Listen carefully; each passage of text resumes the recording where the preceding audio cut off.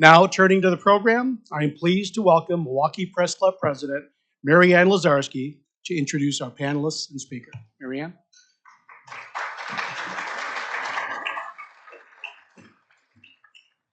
Thank you, President Saj, and it's great to see so many of you here today for this program.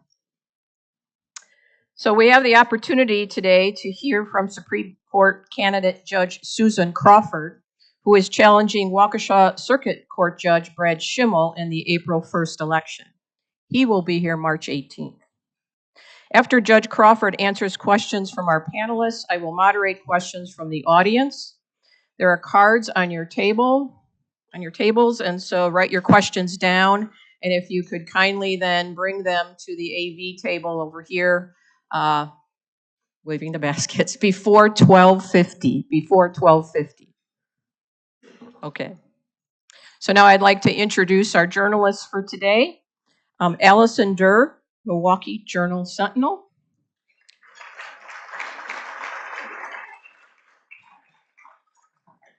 Emilee Fannon from CBS 58 News.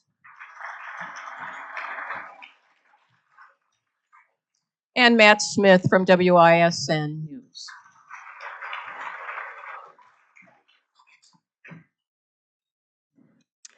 Judge Susan Crawford was first elected Wisconsin Circuit Judge in Dane County in 2018.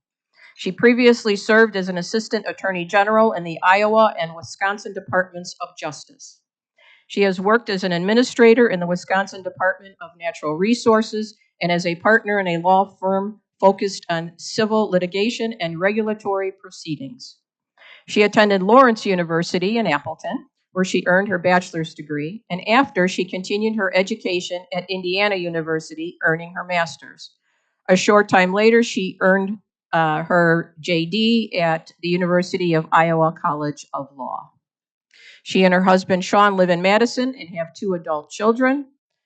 Please welcome Supreme Court candidate Judge Susan Crawford.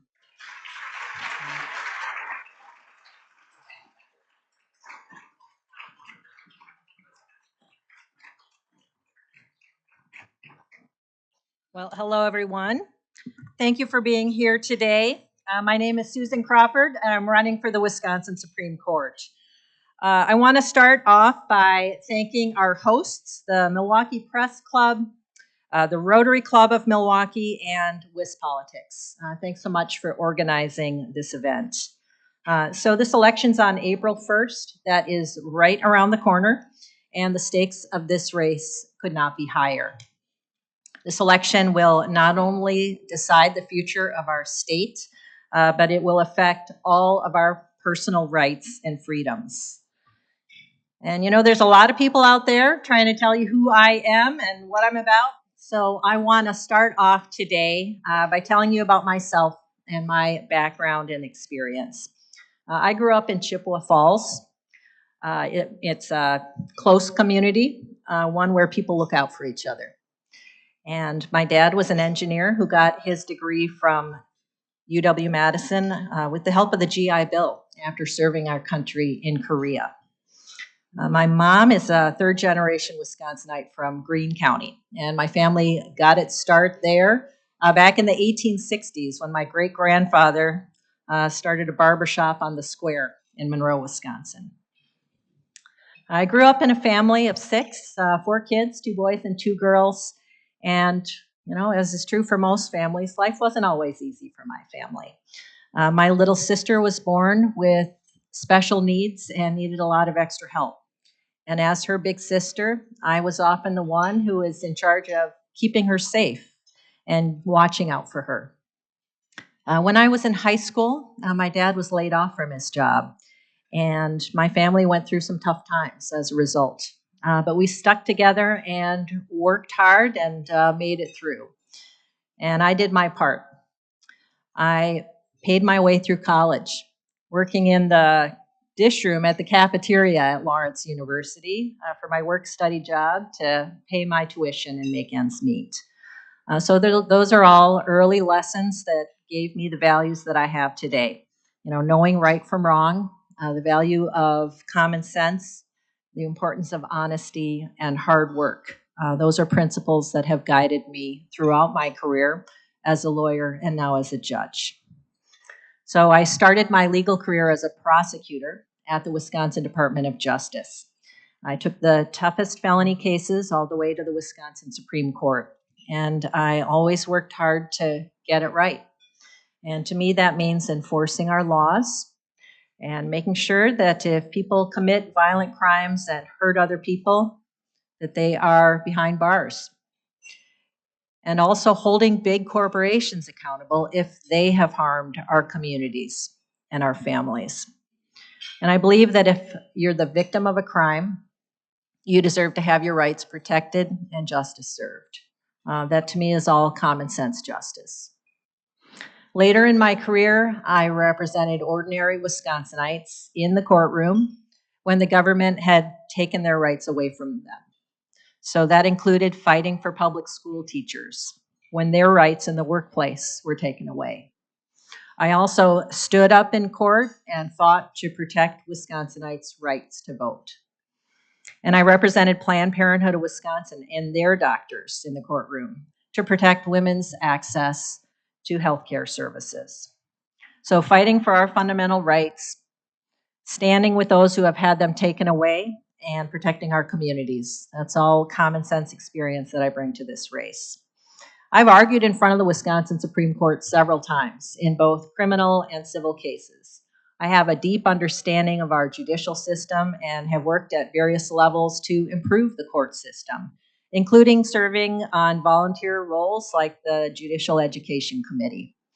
Now as a circuit court judge, I work hard every day to uphold our laws and our Constitution. In my courtroom, I treat everyone the same and make sure that everybody gets a fair shake. I think that's what Wisconsinites expect of their judges and what judges are supposed to do. Again, that's the common sense that I learned growing up in Chippewa Falls. My approach to decision making as a judge is pretty straightforward. First of all, I make sure I get the facts right based on the evidence presented in the courtroom. I apply the law fairly and impartially, and I never lose sight of the fact that the decisions I'm making are about real people with real problems, and I make sure that I get common sense decisions that reflect that. But look, folks, I am not a politician, and I'm a judge. I'm a former lawyer, and this has been sort of an odd experience for me. Seeing these false attack ads that misrepresent me and my record. Some of those ads even have used a doctored image of me or used a picture of somebody else altogether. But to me, I always want to work to get the facts right. I always look at the evidence. So I want to talk a little bit now about the facts and the evidence of my opponent, Brad Schimel's record. As a partisan politician, he tried to restrict access to reproductive health care for women. He even now supports an 1849 law that would be a criminal ban on nearly all abortions in the state. Even with a case in front of the Wisconsin Supreme Court to determine the future of that law, Brad Schimel has prejudged that case and said that he thinks the ban should be enforced. No, judges don't do that. They don't pre-decide cases in that way. This is the guy who, as Attorney General, let thousands of sexual assault kits go untested for years. Victims were waiting for justice in those cases. He only got 9 kits tested out of a backlog of over 6,000 in 2 years. That left dangerous criminals on the streets, and it shouldn't have happened. As Attorney General, Schimel wasted taxpayer dollars on baseless lawsuits, including one trying to overturn the Affordable Care Act that would have resulted in hundreds of thousands of Wisconsinites losing their health insurance coverage. And he was one of the only attorneys general in the country to refuse to sue the opioid companies to hold them accountable for harming our communities. And at the same time, he was taking more campaign contributions from the pharmaceutical industry than just about any other candidate has in Wisconsin. Now, most recently, the Washington Post reported that Brad Schimel said the Wisconsin Supreme Court, and I apologize for the language, but said that he said the Wisconsin Supreme Court screwed Trump over in 2020. That's something he has said as a candidate.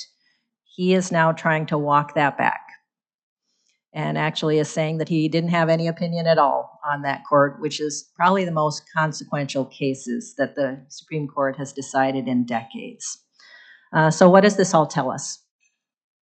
It shows that he's about partisanship, politics, and special interests, and not about being a fair, impartial member of the court. And now Elon Musk is involved trying to buy a seat on the Wisconsin Supreme Court. Earlier this year, one of Musk's companies sued the state of Wisconsin in a case that may very well end up in front of the Wisconsin Supreme Court. Days after that lawsuit was filed, Musk was tweeting support for Schimel. Now he's pouring millions of dollars into false attack ads against me. So you're going to hear a lot over the next 4 weeks, and a lot of it is not going to be true. My commitment to you and the people of Wisconsin is clear. I will be a fair and common sense justice on the Wisconsin Supreme Court. I will do what's right for our state, and I will protect our families and our communities. So thank you all again for being here, and I'm happy to take some questions.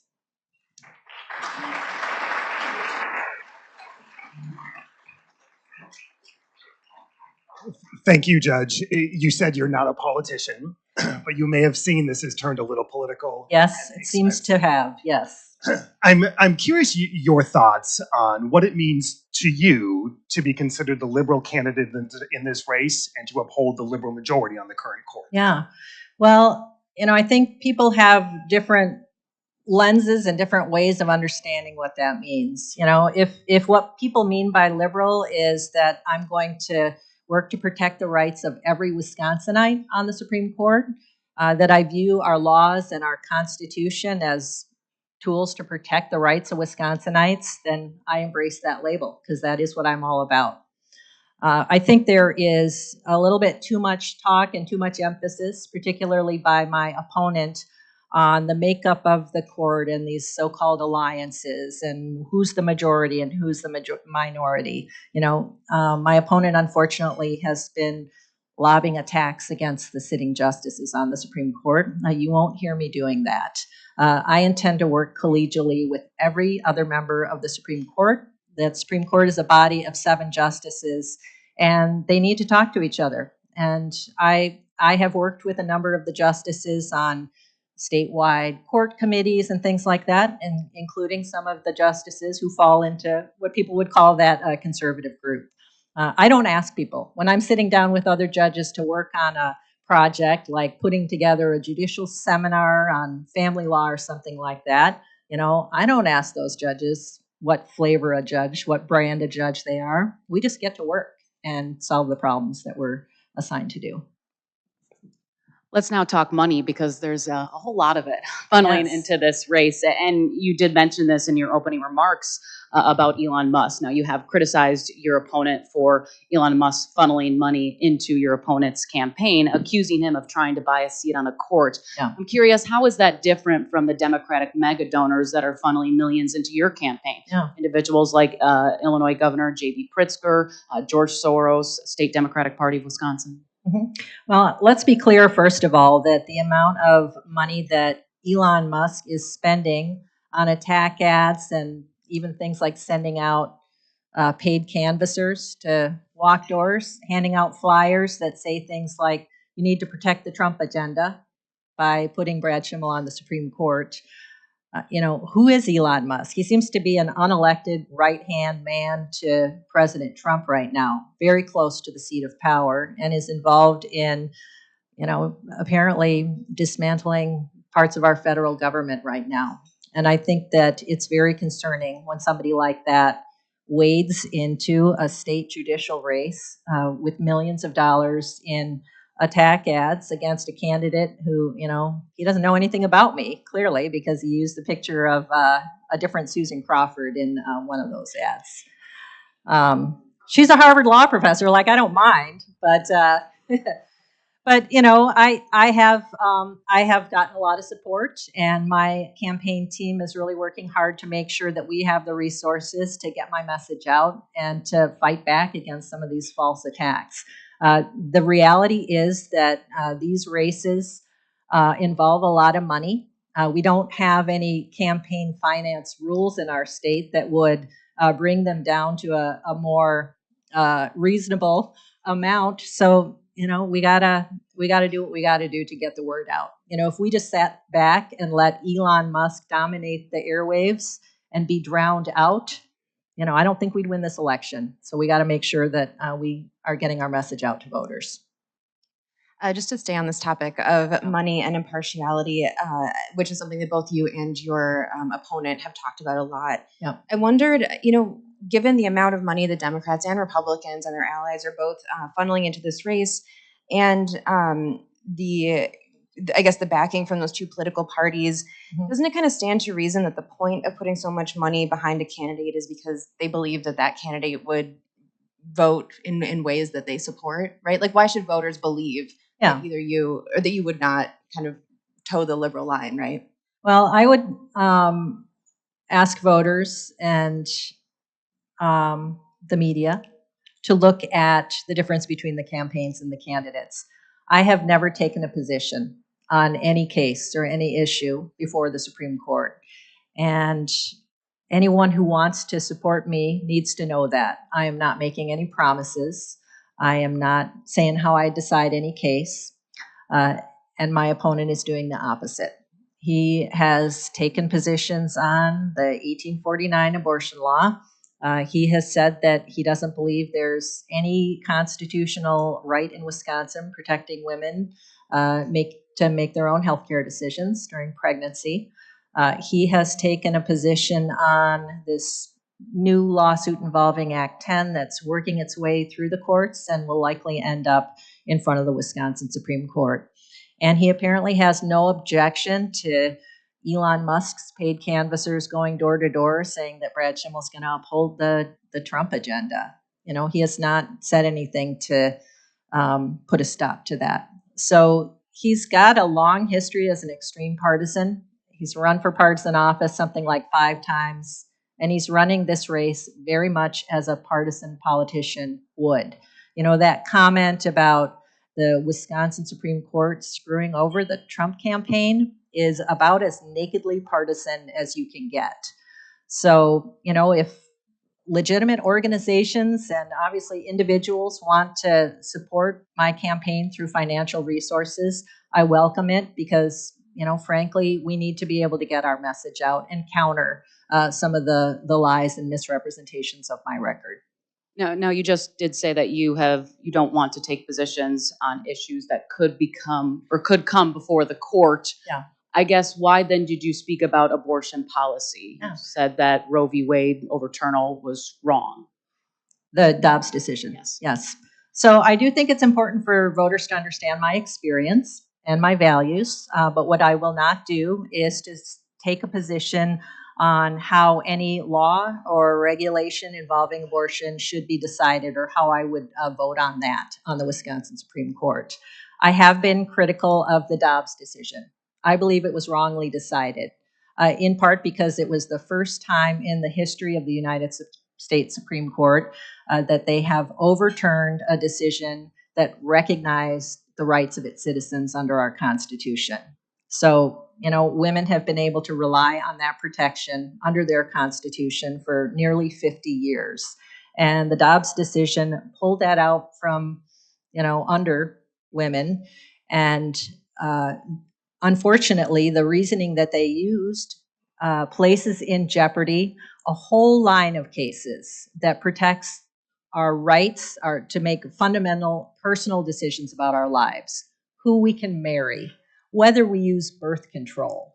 You know, this whole line of decisions that protects some of these fundamental privacy decisions of self-determination are now in question because of that Dobbs decision.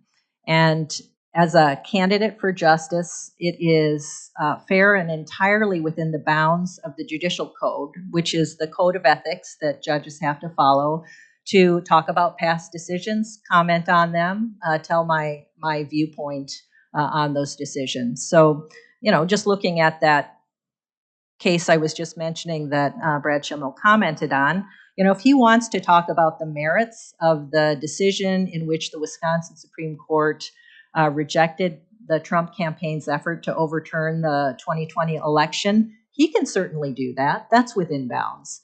I think that the way he phrased it as the court screwing over the Trump administration it puts it through a really partisan lens and not a legal one, which I think is the more appropriate one to use when you're running for judicial office. Continuing that, you and I before have talked about potential conflicts you may need to address in cases that would come before the court. Yes. Whether it be your time representing Planned Parenthood or representing teachers who were suing to overturn Act 10. Can you give us a couple examples of what you would need to check off in order to recuse yourself from a case? Yes. So this is something that I need to do occasionally as a circuit court judge as well. So if a party is asking me to recuse, or if I simply recognize a potential conflict in a case, the first thing I do is review the judicial code and refresh my memory about what constitutes conflicts of interest that require a judge or justice to recuse. So things like having a personal financial stake in the outcome of a case, that's mandatory. You have to recuse in those kinds of cases.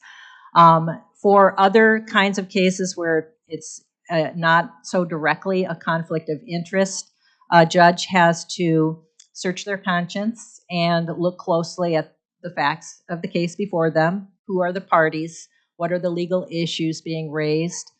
Depending on the stage of the case, possibly look at some of the facts and evidence in support of those claims and make their own determination about whether they can be fair and impartial in continuing to sit on that case.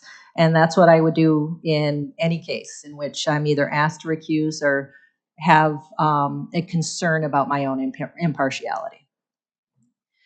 Judge, I wanted to talk a little bit about the ads we're all seeing on our TV screens. Both you and your opponent have focused or tried to kind of paint each other as soft on crime. And a lot of these ads feature people who have been charged and convicted and then sentenced on child molestation, child porn, domestic abusers. Can you explain a little bit about why that's the focus of the ads in this race and what relevance that has to how well either of you would serve as a Supreme Court justice? Well, I think that's a good question, Allison. Justices on the Wisconsin Supreme Court don't sentence anybody, but they do occasionally take up cases that involve criminal justice issues arising from criminal cases.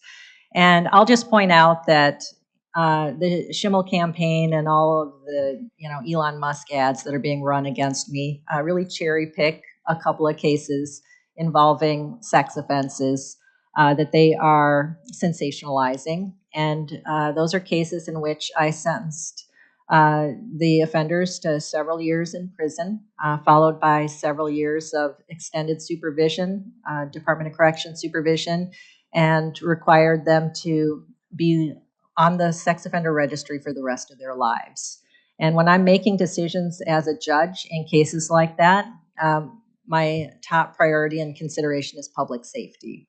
And what kind of sentence and what kind of rules should I impose in that case to make sure the public is safe, that the victims are safe, and that this person will not hurt anybody again. And in those cases, those people have not committed new crimes. We have focused on Brad Schimel's record in cases, I think, two different categories. One category is where he handed out sentences that involved no jail time or short stints in jail, a few months. And these are cases involving domestic violence, child abuse, sex offenses, in which those offenders reoffended and went on to hurt somebody again. I think that's the real test of a sentence in a case. And the other category that we've focused on is cases when he was district attorney, in which he cut plea deals. One notably that's in the ads is a case involving child pornography charges. And it was a defendant who was in possession of thousands of files of child pornography. Brad Schimel negotiated a plea deal with that man's lawyer. That was when he was running for Attorney General. And he was receiving $1,000 a month in campaign contributions from that man's lawyer. He agreed to a plea deal to one count, could have been a count for each of the files that man possessed, and the minimum sentence. And that's documented in the case in a letter from that defense attorney. And then Brad Schimel left that case open for months. And that man did not come into court to seal the deal, to enter his plea and be sentenced until after Brad Schimel was elected to Attorney General.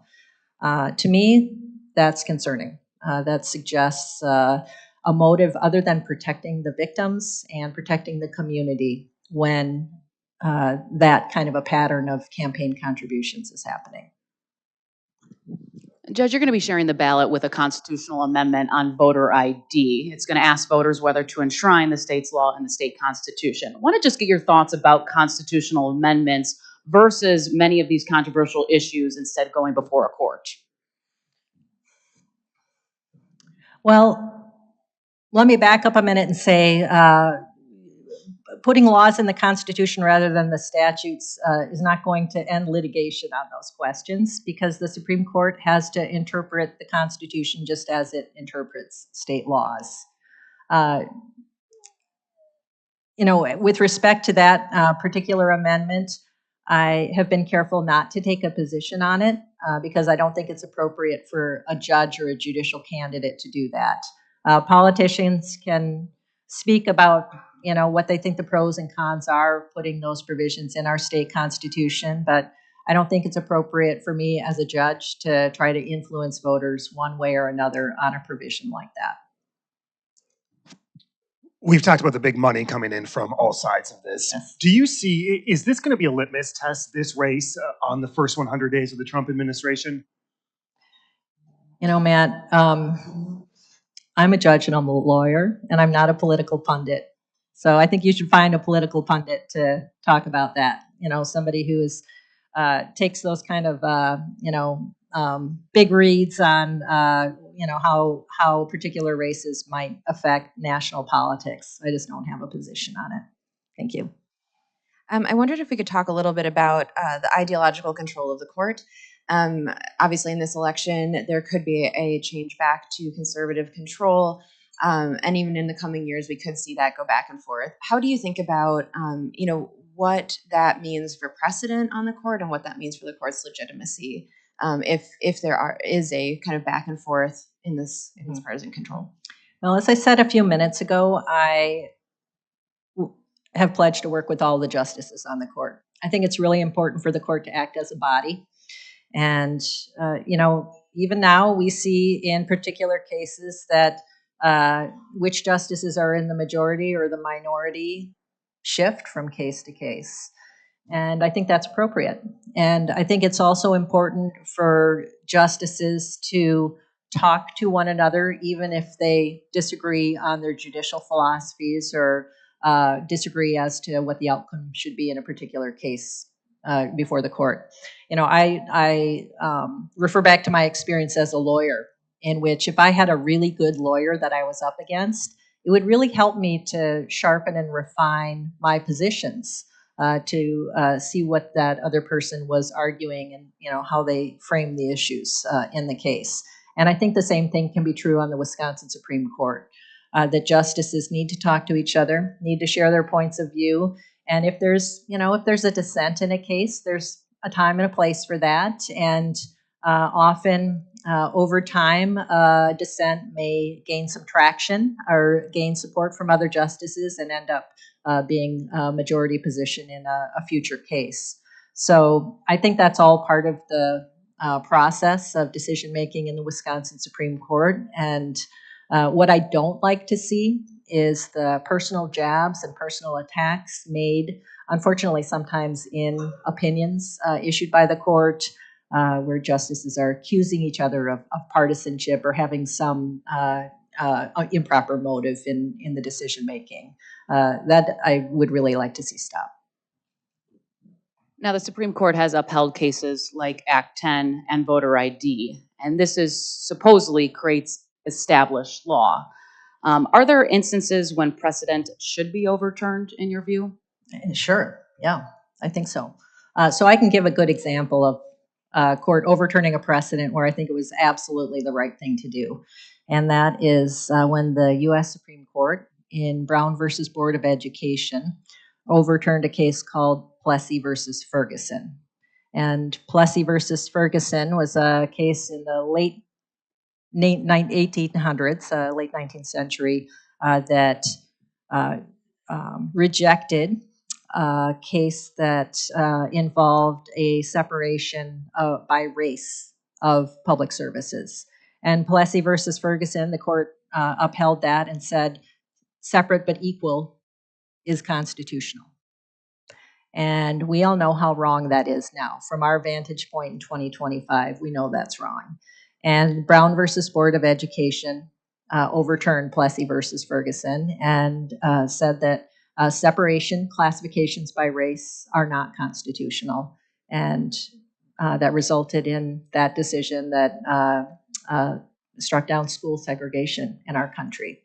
And so when you have an issue like that, and there's an opportunity for a court to right a wrong that has stood, unfortunately for decades and harmed people and oppressed people, absolutely, I think that kind of precedent should be overturned.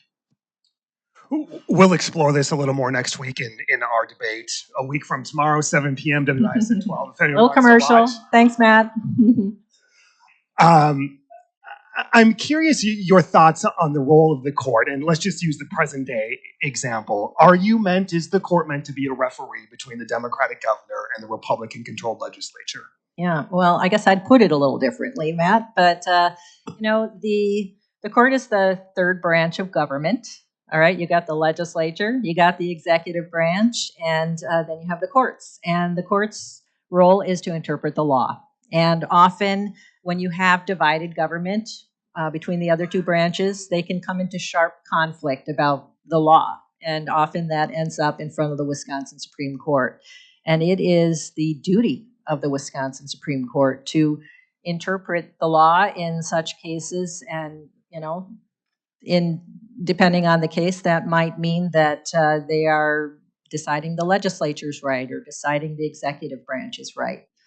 There are also cases in which citizens will bring cases in front of the court arguing that the executive or legislative branch has taken some action that has intruded on their constitutional rights. And the Wisconsin Supreme Court, the highest court in our state, has the final word on what our Constitution means.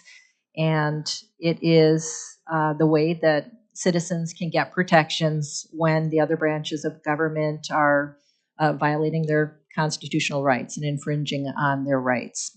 So that also is a really important role of the court. It's a check and balance. All right, want to stay on the topic of impartiality a little bit. With this issue obviously being raised by both candidates in the race, is there a case or decision that you didn't like the outcome, but the law was applied correctly? Mm-hmm. Well, I decided a case a couple of years ago now that is, I believe, in the Supreme Court now, involving a whole set of laws that were enacted in the lame duck period after Scott Walker lost re-election. That's when Brad Schimel also lost re-election. And the legislature came in that short window and stripped away many of the powers of the Attorney General. Also took away a number of positions, creating an office of Solicitor General that they had enacted and given to Brad Schimel when he came into office. So he's the only Attorney General ever to enjoy having that office.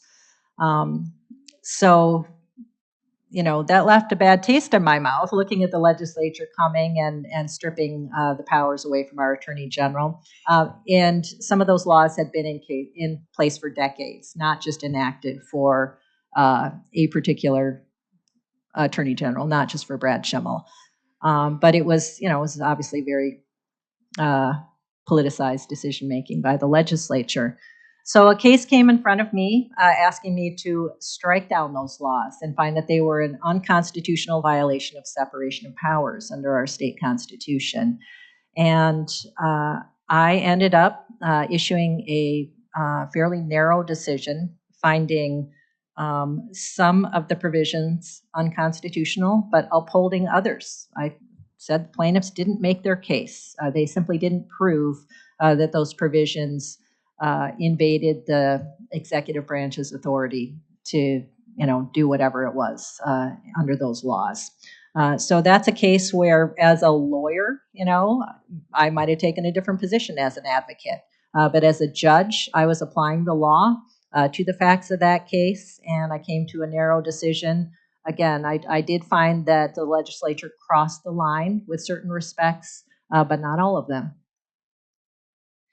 I also wanted to ask, the first time that we talked, you said you could be a swing vote potentially on this court. Yeah. I wondered if there are cases that have already been decided, so not ones that are before the court now, but decided cases where you would have sided with a conservative majority over the liberals. Yeah, well, I was looking at a case recently involving a police stop of a man who had fallen asleep at a drive-through in a McDonald's drive-through, and he was so soundly asleep that the employees called the police to come and check him out, and the police showed up, and they rapped on the window, eventually woke the guy up and spoke with him, and then they asked him to get out of his vehicle.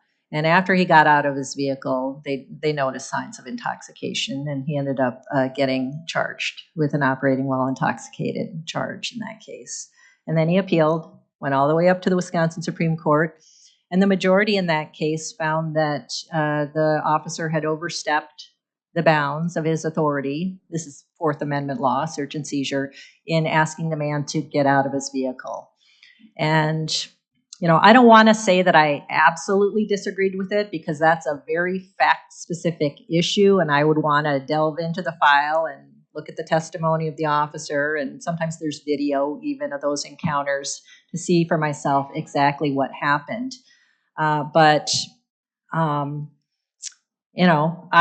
I think that in a situation like that, officers should be thinking about, they're not just thinking about alcohol, they're also thinking about opioid use, which often makes people very, very sleepy and can fall asleep standing up even. So I thought that the officer had good reason to investigate a bit further in that case, and that it wasn't a violation of the man's Fourth Amendment rights just to get him to step out of the vehicle. But again, I don't want to nail myself down too much there, because it really is very fact specific, and I don't know, what the testimony was in that case. Today, the state Democratic Party announced a 7-figure campaign, $1 million+ dollars. They're calling it People versus Musk, to support you in town halls, in ads, and to match the spending coming from the right. The state Democratic Party chairman, Ben Wickler, called it an attempt to punch back at Elon Musk. Are you backing this effort by the state party? Well, this is the first time I've heard about it, Matt, so it's interesting news. I am glad that they're engaged and that they are calling out Musk's campaign, because, as I said, I think it's really concerning, should be concerning to the people of Wisconsin, that you have literally the richest man in the world wading into a state judicial race and trying to dominate the airwaves with these false attack ads. So, I'm glad that somebody's doing something about it. I guess that's all I can really say about it. Based on that amount of money from the state Democratic Party, would you recuse yourself from cases involving them if elected? That is another one where I don't want to prejudge. And I would have to look at what kind of case it was. Who was the other party in the case? What kind of legal issues are they raising? I can envision scenarios where I might recuse in a case involving the Democratic Party of Wisconsin. If it was a highly politicized case, like let's say it's the Republican Party on the other side. But I can't make a blanket statement that I would in every case, because you just don't know what might be coming. I guess just to piggyback on that question, Yeah. how do you think about recusal when there's this much money in the race as it relates to election-related cases that might come before you? Obviously, one party is often on one side and another party is on the other. How do you think about whether you should recuse yourself in those really high-stakes cases? Yeah. Well, again, it is just looking at what the law requires for judges in that case, who the parties are, what kind of issues they're raising, and to just make a determination about whether I can be fair and impartial in those cases. And the law, so new judges get to go to new judge school in Wisconsin. It's called Judicial College. We all have to go to college, and we're trained. And we are told to be very careful about recusing, because if and looking at the Supreme Court, if one justice steps aside, then you have 6 justices on the case, and there's a risk of a split decision with no decision. If they're split, there's no decision. So judges have to be very careful in making decisions to recuse. As a circuit court judge, I have to take care, because if I recuse, some other judge in my courthouse is going to get that case. And so you don't want to, unnecessarily recuse in any case. So I would take some care with it, but I would follow the law. Would you welcome another redistricting challenge to the court, specifically on congressional maps? I don't think it's appropriate for a candidate for the Supreme Court to say that you would welcome any one issue or another that might end up before the Supreme Court. The kinds of issues, the kinds of cases that the Supreme Court takes up are cases that involve issues of statewide importance, and that always just depends on the facts and the parties and the issues presented in such a case. And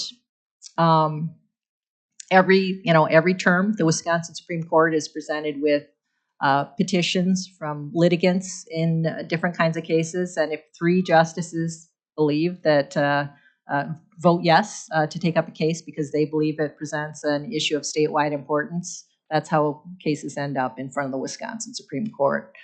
So again, I'm not going to prejudge any case or potential case by saying how I might vote on a future petition. Do you think the current court made the right decision when it came to adopting new maps? I do, but I'm going to challenge the way you asked that question, because what they did was they were asked to review the current legislative maps and to determine whether those maps violated a part of the state constitution. And it was a provision in the state constitution that requires the maps to be contiguous, geographically contiguous, kind of a fancy word. They looked it up in the dictionary, literally. So that's what the decision has, the dictionary definition. And they interpreted that word and said contiguous means you got to be able to basically draw a line all the way around each district. And there can't be a little island out here to the side that's part of the same district. And so they said these maps do not meet that constitutional requirement. They sent it back to the legislature and the governor to try to fix it, to propose new maps. Ultimately, the legislature and the governor essentially settled that case by agreeing to a new set of maps. So the political process took care of that one. The Supreme Court did not redraw the maps. They, in fact, did not get into any questions about whether the maps were gerrymandered or favored one party or another. They were just looking at the state constitution and applying the law, and I think they got it right. And before we do audience questions, off Emilee's question, what do you make of the current congressional maps? As you know, there is a lot of chatter about the congressional maps in this race. I have not even looked at them, and I literally have no opinion or position on them. I don't know enough about them. And I have never stated any opinion about those maps publicly or privately, because it's just not something I've ever delved into. Okay, we'd like to thank our reporters and their questions. Thank you.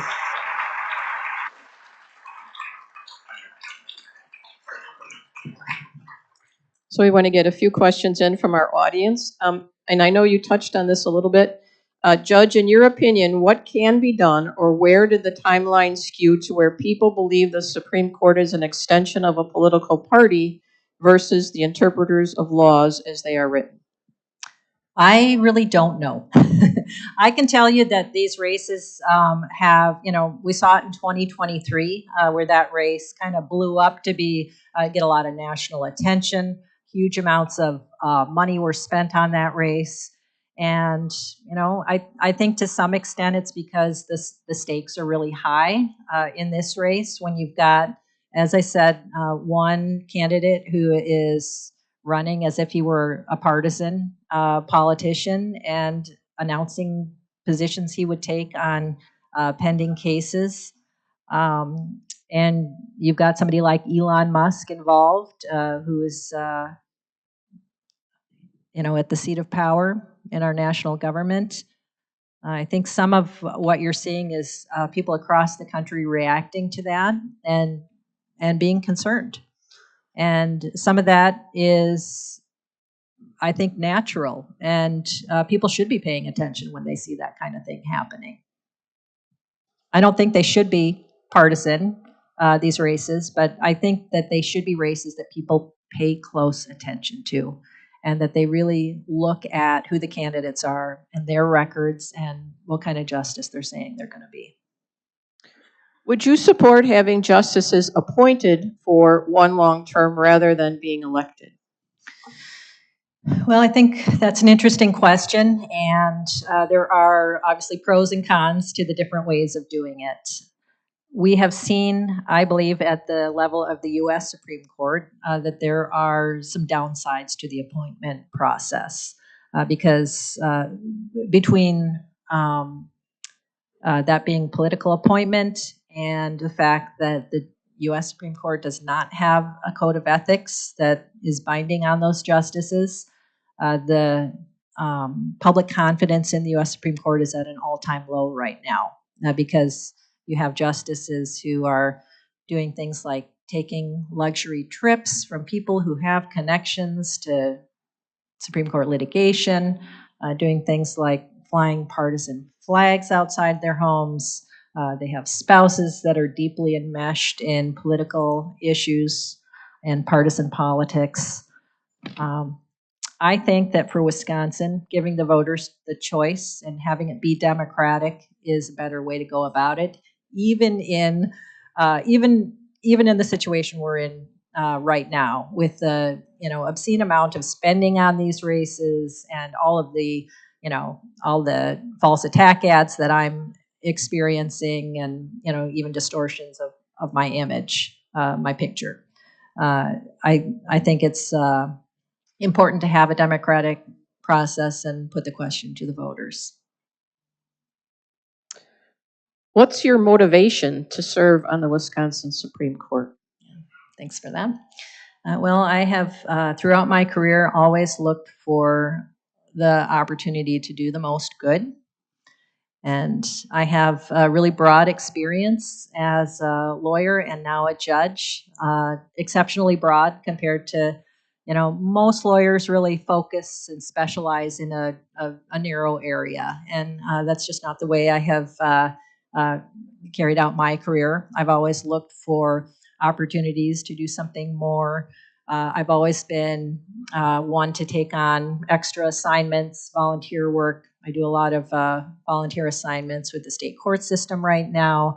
I do additional work in Dane County with the county committees looking at ways to improve access to mental health treatment for people in the criminal justice system and things like that.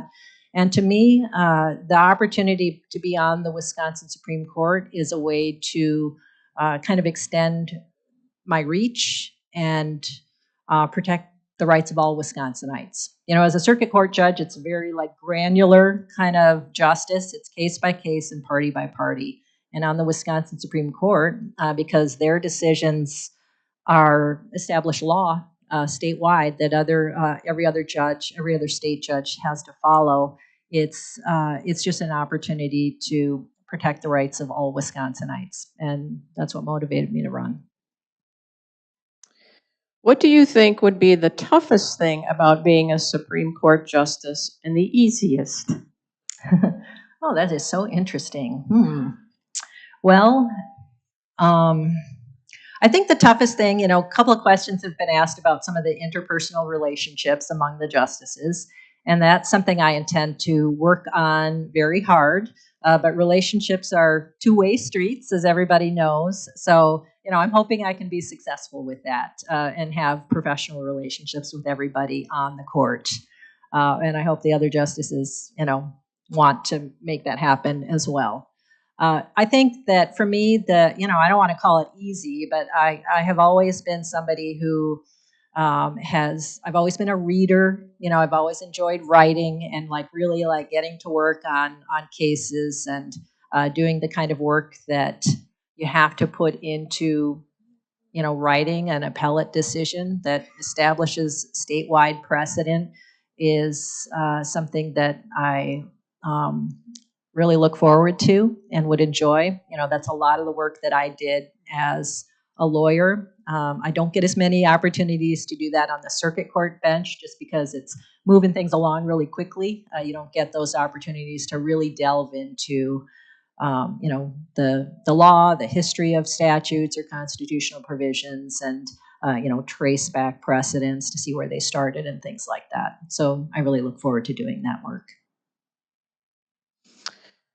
How does the judicial system react at the federal and state level when President Trump defies court orders? Well, that's not something that has happened to date, as far as I know. And again, I don't think any of us really knows the answer. You see people in the press and law professors and people like that describing that as being a constitutional crisis if and when something like that should happen. So if a court says, you have to stop doing that or you have to do that, and the Trump administration says, nope, we're not going to do it, it would trigger a constitutional crisis. And I don't think anybody knows quite how to back out of that. I'm going to try to read this writing correctly. You referenced standing up for the rights that were taken away from people. Do you believe that we have rights versus privileges that are enumerated in legislation beyond the rights listed in the U.S. and Wisconsin constitutions? Boy, that is kind of an arcane question.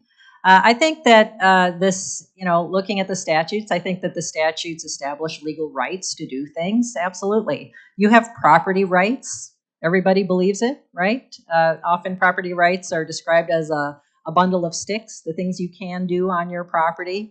That's mostly statutory, and sure, I'd characterize that as a right. That does it for our questions because we're running out of time.